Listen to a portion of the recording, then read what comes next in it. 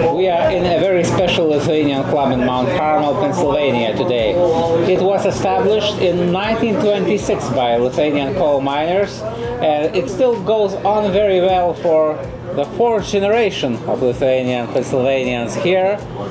So, Mr. Joseph Dowkus, how comes that this managed to remain the final surviving Lithuanian club in southern coal region of Pennsylvania?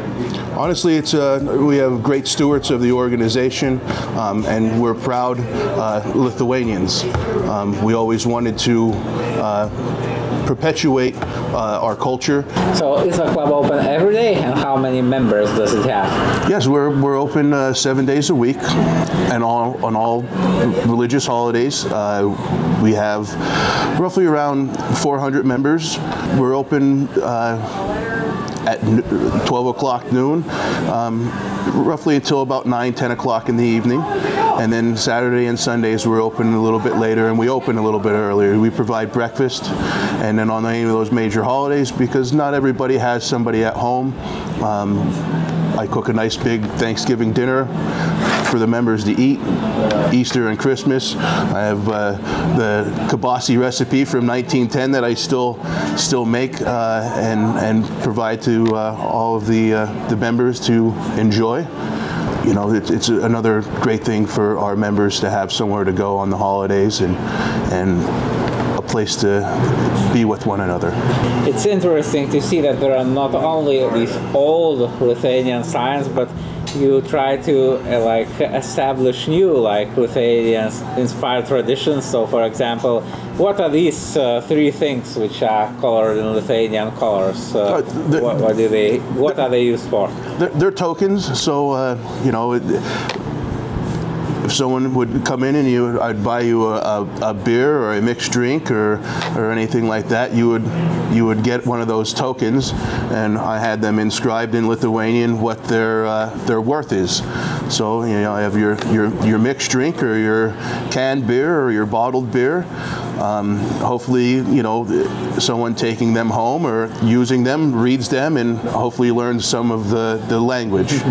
And so, who can become a member, and how does that process work, and what are the fees like for membership? Right now, if you're a new member, and that's just a regular member, is $6 for your first year and $5 every year after. If you're an A member, would be a Lithuanian person under the age of 40. You're able to join as an A member, and that's $8 every year, and then that would provide you a death benefit if you were to expire at some time.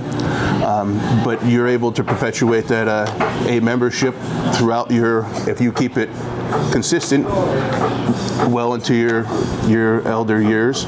And I get flags like this for our A members, and I go to their funeral services and have them buried with a flag with them, or you know, if they were cremated, it goes along with them. Can I become a member, or do you have to live in Mount Carmel? No, you're able to be a member, and we would welcome you anytime that you're in the United States for any of the events that we have here, and anything that we have to provide. And so it is interesting to think that while this particular club was established in 1926, in general, clubs in southern coal region, Lithuanian clubs and institutions, were established in the 19th century, and actually your family came to this area before World War I, yes? Yes. Yeah, and even in this club there are lots of Lithuanian inscriptions in old Lithuanian language, which is very different from the Lithuanian language here today. But from what I understand, like the club is now English speaking, yes? So how do you feel about these like Lithuanian inscriptions? Very hard is some of the documents that I have shown you are in the old Lithuanian language.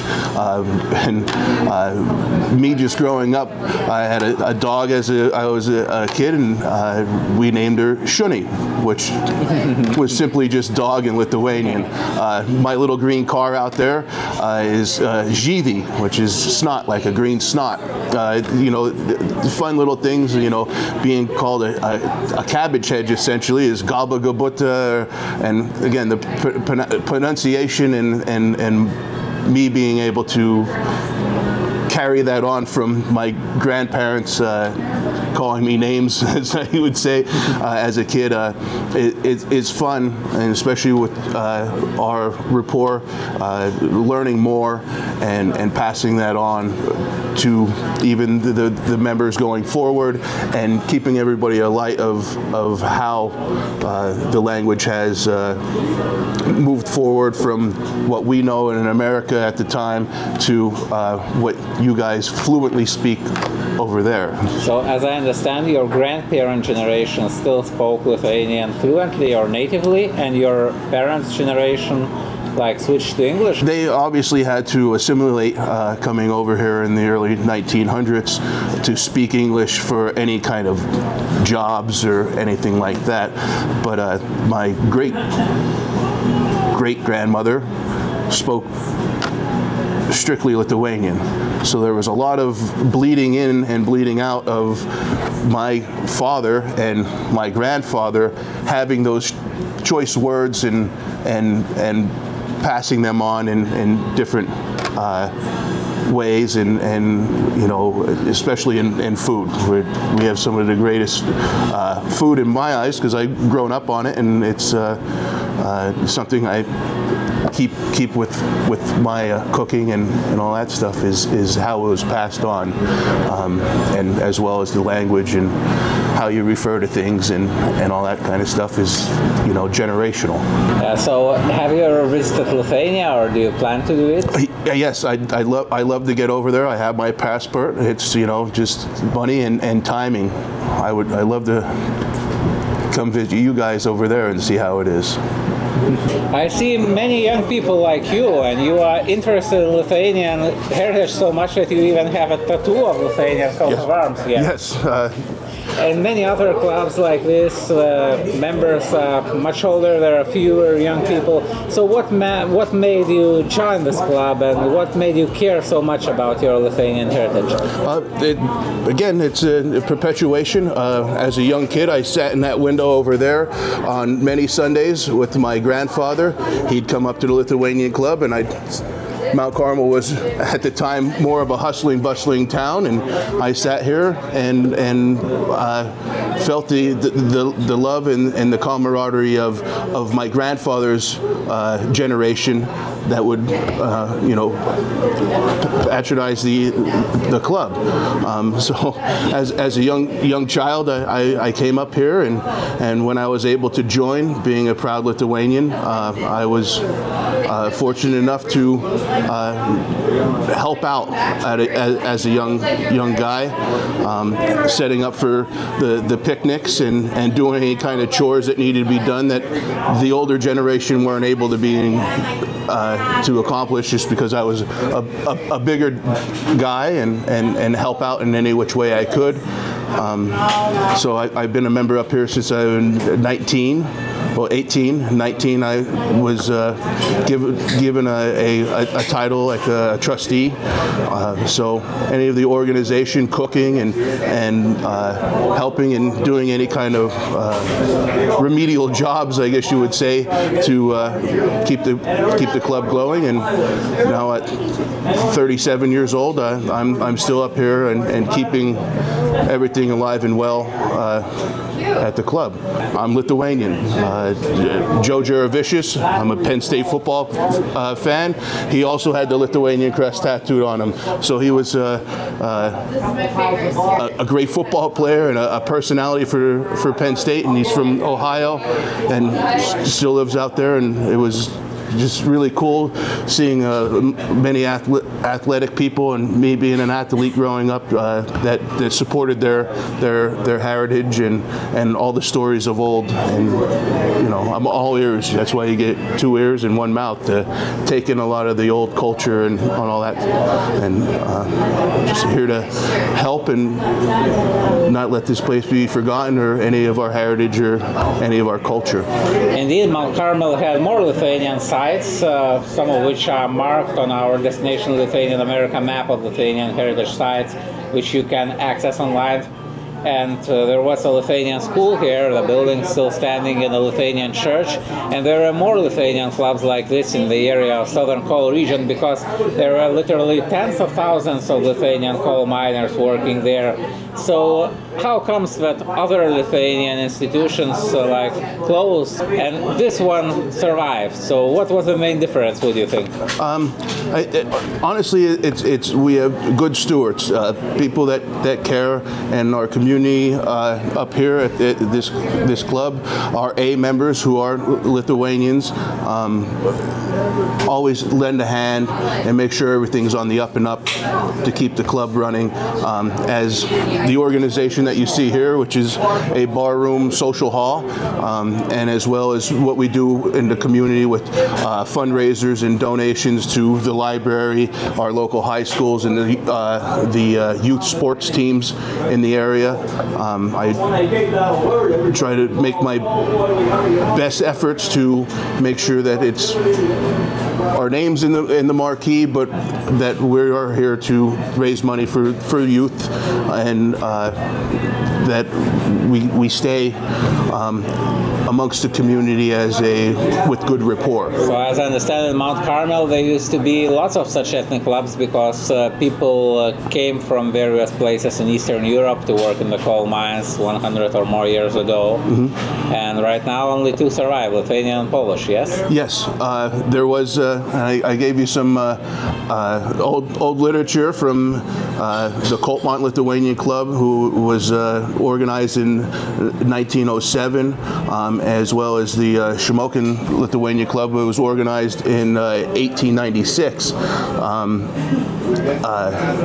Right now in Coltmont there is only two ethnic organizations, us here at the Lithuanian Club and the Sons of Poland.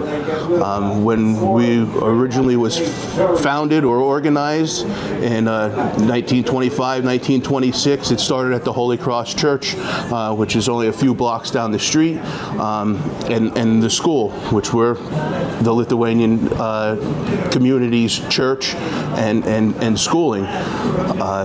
We originally had our club above the Polish Sons of Poland Club here on Oak Street, and in like 1932 we bought this building here, which is so much of an old mansion. It's an old building.